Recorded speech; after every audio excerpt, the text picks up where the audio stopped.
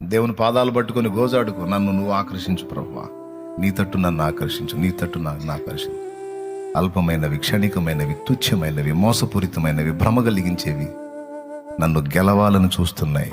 వాటిని తొక్కి నేను నిన్ను హత్తుకోవడానికి సహాయం చేయమని.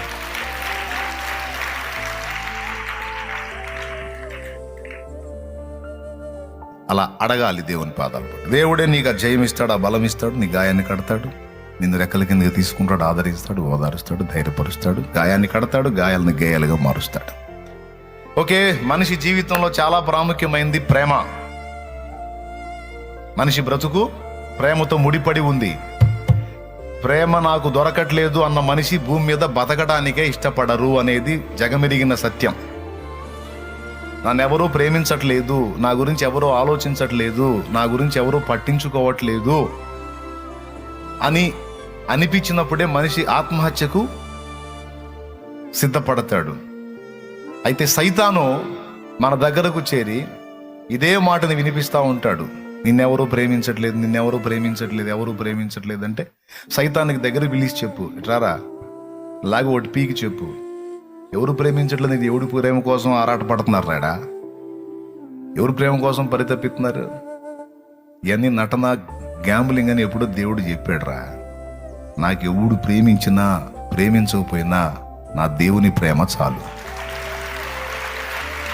నన్ను ప్రేమించి నా కోసం ప్రాణం ఇచ్చి ఆఖరి రక్తపు బొట్టు వరకు చూడు. Passion of the Christ video చూడు, passion of the Christ video చూడు. దేవుని ప్రేమ అంటే ఏంటో అర్థమైంది. దేవుని ప్రేమ అంటే అర్థమైంది. గాయాలు చేయలా, నీ కోసం నా కోసం గాయాలు పొందాడు నా యేసయ్య. నిన్న అవమానానికి ఉమ్ములకు అప్పచెప్పలా, నీ కోసం నా కోసం అవమానాలు పొందాడు, ఉమ్ములు సహించాడు.